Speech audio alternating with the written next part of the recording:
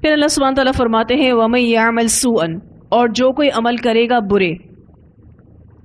سُوءً کا root word سین واو حمزہ، معنی وہ برائی جس کا اثر یا نقصان دوسروں تک بھی جائے. مراد کسی کے ساتھ زیادتی کرنا. او یظلم، یا ظلم کرے گا نفسہ، اپنے نفس پر. جو کوئی برا عمل کرے گا اور اپنے نفس پر ظلم کرے گا. اپنے نفس پر ظلم کرنے سے کیا مراد ہے؟ جب ہم گناہ کرتے ہیں نا تو ہم اپنی جانوں پر ظلم کرتے ہیں. تو او یظلم نفسہ سے مراد یہ ہے کہ گناہ کرے گا، گناہ کر کر اپنی جان پر ظلم کرے گا. ثم پھر یستغفر اللہ، بخشش مانگے گا اللہ سے. یجد اللہ، پائے گا اللہ تعالیٰ کو غفور الرحیم، بخشنے والا مہربان. اب یہاں پر اللہ سبحانہ تعالیٰ مجرم کے حمایتیوں سے مخاطب ہیں، کیونکہ آیات ایک کانٹیکس میں بھی چل رہی ہیں نا. تو اللہ سبحانہ تعالیٰ فرماتے ہیں اگر کسی نے کسی مجرم کا ساتھ دے دیا ہے، ظاہر غلط کیا ہے، برا کام کیا ہے، اپنی جان پر ظلم کیا ہے، لیکن اس کو احساس ہو جاتا ہے، ثم یستغفر اللہ، وہ اس کی حمایت سے دستبردار ہونا چاہتے ہیں، وہ حق کا ساتھ دینا چاہتے ہیں، تو ان کو چاہیے کہ وہ اللہ سے معافی مانگیں، اپنے حال سے بھی معافی مانگیں اور اپنے قال سے بھی معافی مانگیں. حالت سے معافی مانگنا کیا ہوگا کہ حق کا ساتھ دیں، اور قال سے یعنی زبان سے معافی مانگنا کیا ہوگا کہ باقاعدہ کلمات بھی استغفار کی ادا کریں. تو اپنے حال اور قال سے بخشش مانگیں. اللہ سبحانہ تعالیٰ فرماتے ہیں یجد اللہ غفور الرحیم، پائے گا اللہ تعالیٰ کو بخشنے والا مہربان. اللہ تعالیٰ کی رحمت بہت ہی وسیع ہے. جو بھی سچا تائب ہوتا ہے اللہ اس کو معاف کرتے ہیں، جو بھی سچا تائب ہے. آپ دیکھیں کہ ہماری زندگیوں میں بھی ہم بہت سی غلطیوں کا ارتکاب کر جاتے ہیں، اور ان غلطیوں کے کچھ اسباب ہیں. بسا اوقات ہم تعصب میں غلطی کر جاتے ہیں، بسا اوقات جلد بازی میں جذباتیت میں غلطی کر جاتے ہیں، بسا اوقات لا علمی اور جہالت میں غلطی کر جاتے ہیں، ناسمجھی میں غلطی کر جاتے ہیں. کبھی ضد ہوتی ہے، کبھی ہٹ درمی ہوتی ہے،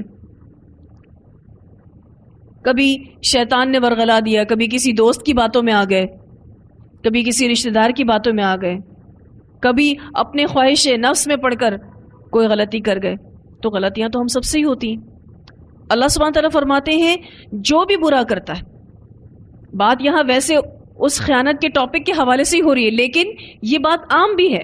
فَمَن يَعْمَلْ سُوءًا، جس نے کچھ بھی برا کر لیا، او یظلم نفسہ، گناہ کر کے اپنی جان پر ظلم کر دیا، کوئی بھی اس نے مسٹیک کر لی ہے، اس کو احساس ہو گیا ہے، ثم یستغفر اللہ، اس کو چاہیے کہ فوراً اللہ سے معافی مانگے، اپنی حالت بھی بدلے اور اپنی زبان سے بھی استغفار کے کلمات نکالے. یجد اللہ غفور الرحیم، اللہ کو لازمی طور پر وہ پائے گا بخشنے والا، رحم کرنے والا. جب ہم غلطی نہیں مانتے تو ہم استغفار نہیں کرتے، جب ہم بخشش نہیں مانگیں گے تو پھر ہمیں معافی نہیں ملے گی. غلطی نہ ماننے کی وجہ صرف اور صرف فنا ہوتی ہے، ایک ضد ہوتی ہے کہ میں کیوں معافی مانگوں، میں کیوں اپنے آپ کو غلط کہوں. کیونکہ اپنے آپ کو غلط کہنا بھی دل جگر کا کام ہے، ہر کوئی نہیں کر سکتا. یہ جو اولو العزم لوگ ہوتے ہیں صرف وہی اپنی غلطی کو ایکسیپٹ کرتے ہیں، اور وہی اصل میں عزت والے ہیں. آج لوگ غلطی نہیں مانتے، وجہ پیچھے یہ ہوتی ہے کہ ہماری رسپیکٹ چلی جائے گی. وہ اپنی سیلف رسپیکٹ کے زوم میں آ کے غلطی کو ایکسیپٹ نہیں کرتے اور کہتے ہیں ہم تو پھر چھوٹے ہو جائیں گے، ہماری تو بے عزتی ہو جائے گی، رسوائی ہو جائے گی سب کے سامنے. آپ کو پتہ ہے غلطی قبول کرنے والے کی جو عزت اللہ بڑھاتا ہے نا، وہ غلطی نہ ماننے والے کی نہیں بڑھتی.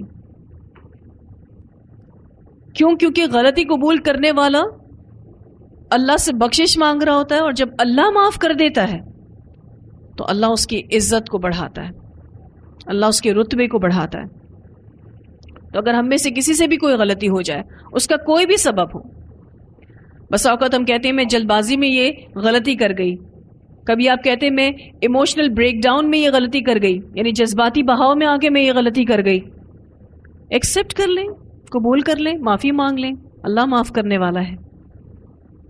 شیطان ایک بہت بڑا حملہ ہم پر یہ کرتا ہے کہ اللہ تو ویسے ہی معاف کر دے گا، کوئی توبہ کرنے کی بھی ضرورت نہیں ہے، تم ویسے ہی بہت ساری جگہوں پر اچھے ہو، تمہیں تو ایسے ہی معافی مل جائے گی۔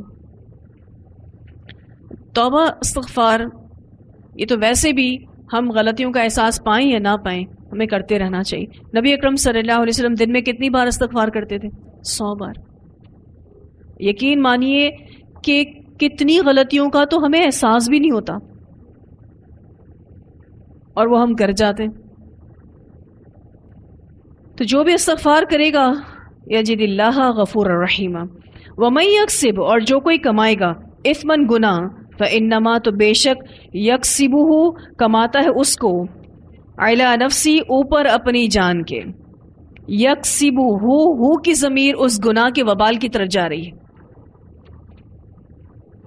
جو کوئی گناہ کرتا ہے وہ اس گناہ کا وبال اپنی جان پر ہی لے رہا ہے۔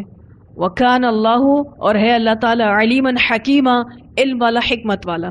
یہاں یہ دو صفات آئی ہیں کہ اللہ علم والا ہے اور حکمت والا ہے، یعنی اللہ تعالیٰ اس شخص کے گناہ کو جانتے ہیں، لیکن اس کی حکمت ہے کہ وہ فوری طور پر نہیں پکڑتا، اور اس کی حکمت یہ ہے کہ ہر شخص کو مہلت اللہ تعالیٰ نے دے رکھی ہے عمل کرنے کی، فوری طور پر وہ نہیں پکڑتا۔ کیونکہ بہت سے گناہ گار ہمیں نظر آتے ہیں اور دل میں یہ بات آتی ہے کہ ان کی پکڑ کیوں نہیں ہوتی؟ کیا اللہ جانتا نہیں ہے؟ تو کیا جواب ملا؟ اللہ جانتا ہے۔ تو پھر اللہ کیوں نہیں پکڑتا؟ اللہ کی حکمت ہے، اس نے ہر انسان کو عمل کرنے کی مہلت دی ہے، وہ ڈھیل دیتا ہے، اور یہ سراسر اس کی حکمت کا تقاضا ہے۔ وَمَن یکسب اور جو کوئی کمائے گا خطیئۃً خطا، خطا کہتے ہیں بلا ارادہ غلطی کو، او اثمن یا گناہ، اثمن ایسی غلطی جو ارادتاً کی جائے، کیونکہ خطا آیا ہے لفظ اور پھر اثمن آیا ہے، تو خطا بلا ارادہ غلطی کرنا یعنی ارادہ نہیں تھا غلطی کرنے کا، اور اثمن ارادتاً دانستہ۔ ثم پھر یرمی بھی تھوپ دے گا اس کو بریئن بے گناہ پر۔ اگر کوئی شخص اپنی بلا ارادہ غلطی کو یا ارادتاً گناہ کو کر کے کسی پر تھوپ دیتا ہے بریئن بے گناہ پر، فقد احتمل تو تحقیق اس نے اٹھایا بہتانن بہتان و اثما مبینہ اور گناہ کھلم کھلا۔ ایک تو وہ خود گناہ کا ارتکاب کر گیا، اور پھر اس کے بعد دوسرا گناہ کیا کہ اس نے کسی بے قصور پر اس کو تھوپ دیا۔ اسی لیے یہاں پر دیکھیے بہتان کا لفظ آیا ہے۔ بہتان کہتے ہیں کسی بے گناہ شخص پر الزام لگانا، اور وہ اثم مبینہ کہا گیا، یعنی اس کے گناہ ہونے میں کوئی شک ہی نہیں، یہ کھلا گناہ ہے۔ وہ اثم مبینہ بین گناہ، واضح گناہ، صریح گناہ، اس کے گناہ ہونے میں کوئی شک ہی نہیں۔ بہتان تراشی پر ایک واقعہ حدیث میں آتا ہے، سیدہ عائشہ رضی اللہ تعالی عنہا فرماتی ہیں کہ عرب قبیلے کے پاس ایک کالی لونڈی تھی، عربوں کا ایک قبیلہ تھا، تو ان کے پاس ایک کالی لونڈی تھی جسے انہوں نے آزاد کر دیا تھا۔ لونڈی کو وہ آزاد کر چکے تھے، مگر وہ ان کے ساتھ پھر بھی رہا کرتی تھی۔ ایک دفعہ اس قبیلے میں ایک لڑکی کی شادی ہوئی، دلہن تھی۔ اب دلہن نہانے کو نکلی تو اس کے لباس میں ایک لال رنگ کا کمر بند تھا، وہ لال تسموں سے بنا ہوا تھا، یعنی لال دھاگوں سے بنا ہوا، جس میں بڑے قیمتی موتی جڑاؤ تھے، وہ ایک بیلٹ جو عرب خواتین اپنے کمر پر باندھتی ہیں. تو وہ نہانے نکلی اور اپنا لال تسموں والا کمر بند اتار کر رکھ دیا.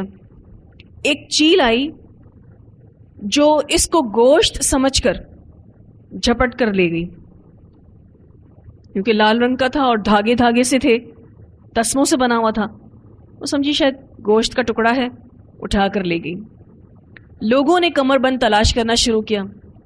اب کیوں تلاش کرنا شروع کیا؟ اس لیے کہ وہ بڑا ہی قیمتی تھا، دلہن کا تھا. اس کو ڈھونڈنا شروع کیا گیا، کہیں نہیں ملا. آخر کار اس کالی لونڈی پر اس کی تہمت لگائی گئی، حالانکہ کوئی ثبوت نہیں تھا. عمومی طور پر ایسا ہوتا ہے کہ جب کوئی چیز گھر میں کھو جائے، دکان میں کھو جائے، آفس میں کھو جائے تو الزام ماتحتوں پر ہی لگتا ہے. سب سے پہلا خیال کس کا آتا ہے کہ جو آفس میں یا گھر میں یا دکان میں ماتحت ہے اسی نے اٹھایا ہوگا، گو کہ اس کا کوئی ثبوت بھی نہیں ہوتا.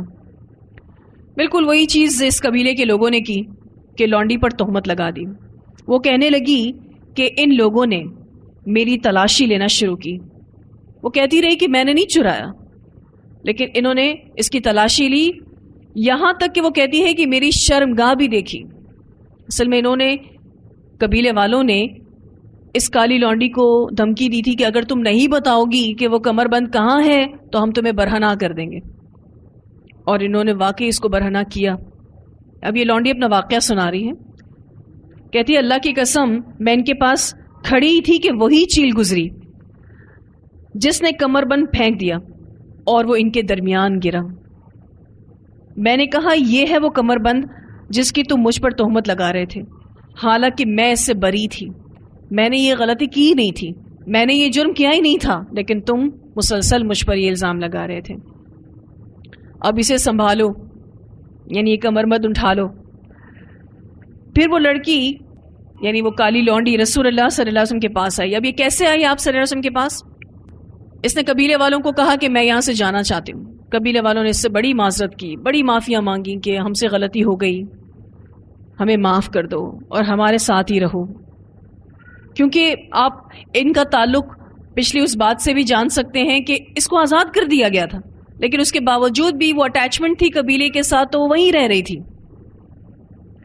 اب جب اس کے ساتھ اتنا ناحق ہوا تو قبیلے والوں کو بھی احساس ہوا کہ ہم نے کچھ بہت ہی غلط کر دیا، ہمیں ایسا نہیں کرنا چاہیے تھا. بہت معافیاں مانگی. اس نے کہا نہیں، بس اب میرا دل ٹوٹ گیا، اب میں یہاں سے چلی جاؤں گی، میں اب آپ لوگوں کے درمیان نہیں رہنا چاہتی. بس اتنی مہربانی کرو کہ یہاں سے کوئی قافلہ گزرے مجھے اس میں سوار کر دینا. کچھ ٹائم کے بعد وہاں سے ایک قافلہ گزرا جو مدینہ جا رہا تھا. قبیلے والوں نے اس کو اس میں بٹھا دیا. یہ مدینہ پہنچ گئی. وہاں پہنچی تو پتہ چلا کہ یہاں ایک صاحب ہیں جن کا نام محمد صلی اللہ علیہ وسلم ہے، اور انہوں نے نبوت کا دعویٰ کر دیا اور وہ ہجرت کر کے یہاں آ چکے ہیں، اور یہ ان کی مسجد ہے، یعنی یہ ان کی عبادت گاہ ہے.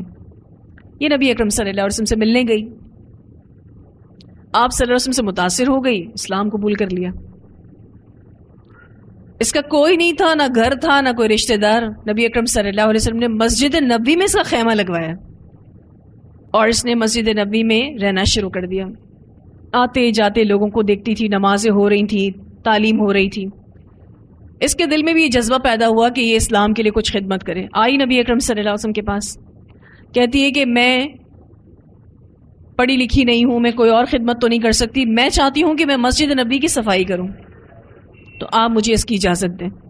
نبی اکرم صلی اللہ علیہ وسلم نے اس کو اجازت دی. یہ روزانہ صفائی کرتی تھی مسجد نبی کی، جھاڑو لگاتی تھی، صاف ستھرا کرتی تھی.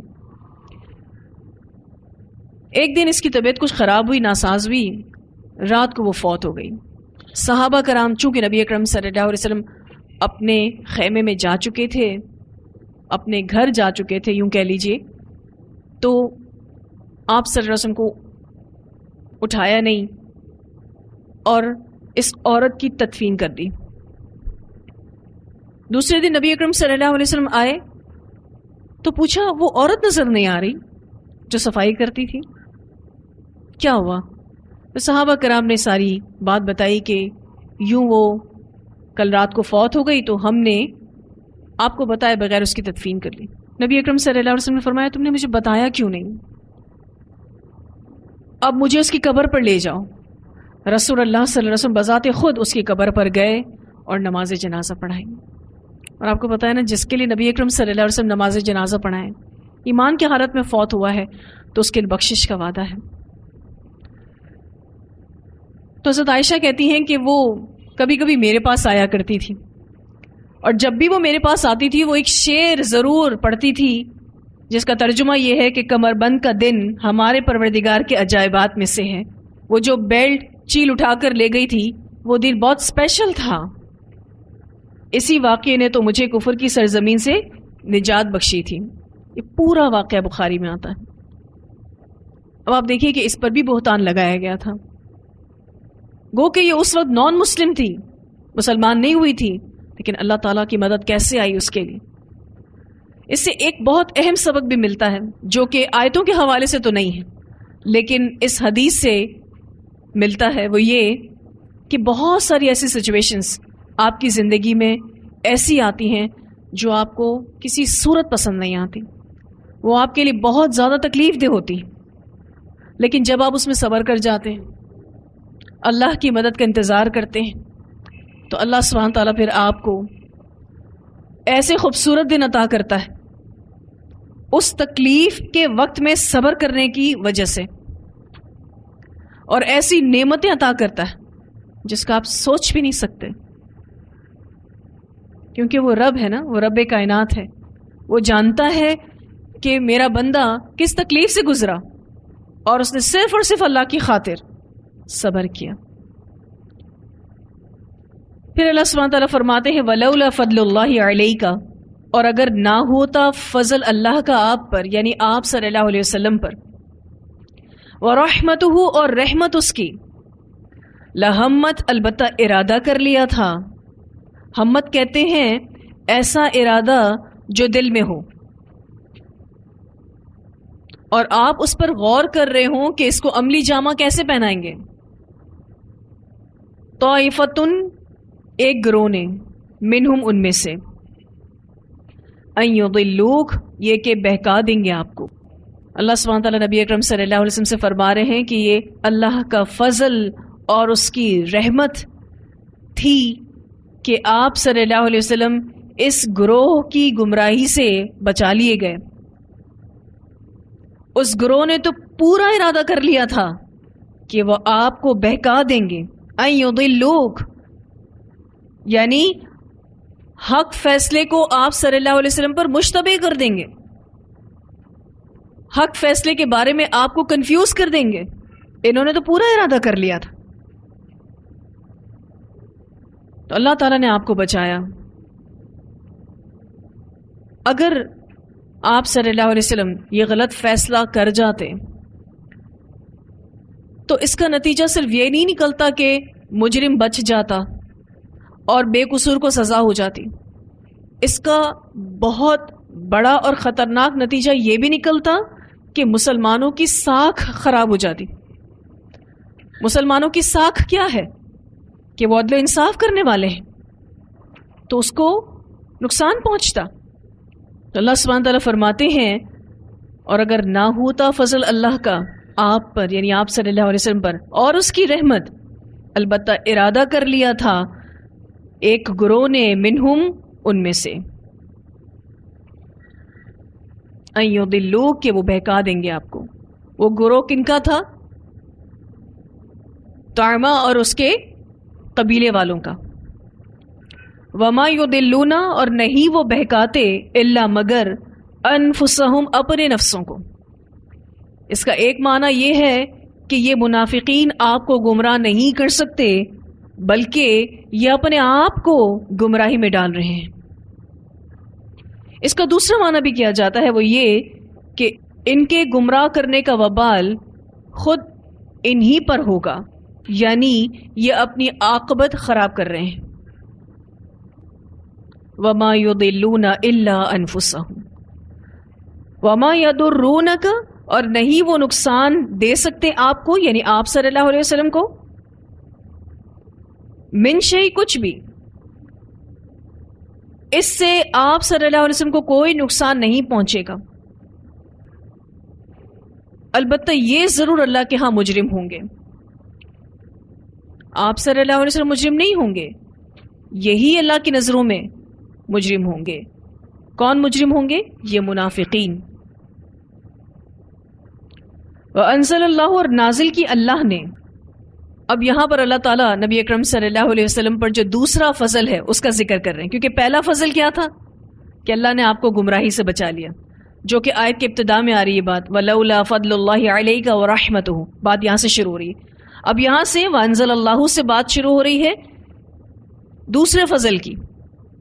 اور نازل کی اللہ نے علیکہ آپ پر الکتابہ کتاب، والحکمت اور حکمت. کتاب سے مراد احکام ہیں اور حکمت سے مراد احکام کی حکمتیں ہیں، یعنی تشریح احکام، ایکسپلینیشن آف احکام. وعلمک، اور سکھایا آپ کو، یعنی نبی بنا کر آپ صلی اللہ علیہ وسلم کو علم دیا. معلوم جو نہیں تکن تھے آپ، تعلم جانتے آپ کو وہ علم دیا جو آپ نہیں جانتے تھے.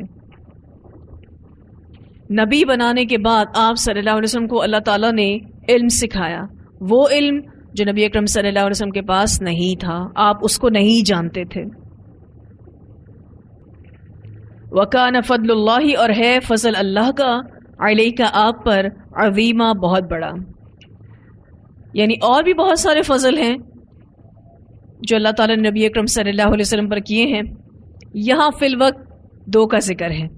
ایک، آپ کو گمراہی سے اللہ تعالیٰ نے بچا لیا. دوسرا، اللہ نے آپ پر کتاب، حکمت اور علم اتارا. ان آیات کی تلاوت سنتے ہیں، پھر انشاءاللہ آگے پڑھیں گے. إنا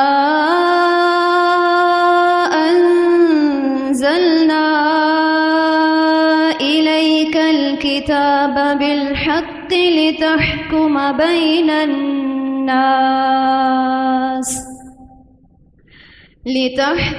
بين الناس بما أراك الله ولا تكن للخائنين خصيما واستغفر الله إن الله كان غفورا رحيما. ولا تجادل عن الذين يختانون أنفسهم إن الله لا يحب من كان خوانا أثيما. يستخفون من الناس ولا يستخفون من الله وهو معهم إذ يبيتون ما لا يرضى من القول وكان الله بما يعملون محيطا. ها أنتم هؤلاء جادلتم عنهم في الحياة الدنيا فمن يجادل الله عنهم يوم القيامة أم من يكون عليهم وكيلا. ومن يعمل سوءا أو يظلم نفسه ثم يستغفر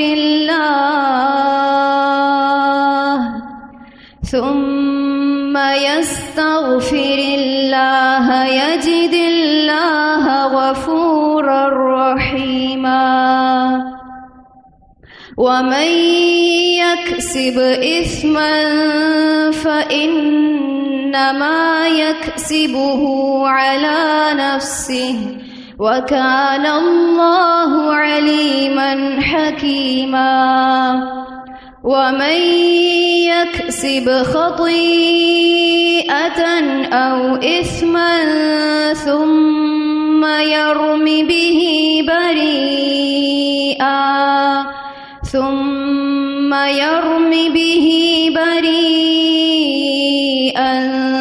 فقد احتمل بهتانا وإثما مبينا ولولا فضل الله عليك ورحمته لهمت طائفة منهم أن يضلوك وما يضلون إلا أنفسهم وما يضرونك من شيء وأنزل الله عليك الكتاب والحكمة وعلمك ما لم تكن تعلم وكان فضل الله عليك عظيما. یہاں جو بات ہوئی نبی اکرم صلی اللہ علیہ وسلم کے دوسرے فضل کی کہ اللہ تعالیٰ نے ان کو کتاب، حکمت اور علم عطا کیا. بنی آدم کو اسلام کے بعد جو سب سے بڑی دولت عطا کی گئی ہے وہ علم ہے. دولت آپ کو کوئی بھی کما کر دے سکتا ہے، لیکن علم میں ایسا نہیں ہو سکتا. آپ کو لازمی طور پر خود ہی محنت کرنی پڑتی ہے. اس لیے اس کے لیے بہت زیادہ دعا بھی کرنی چاہیے.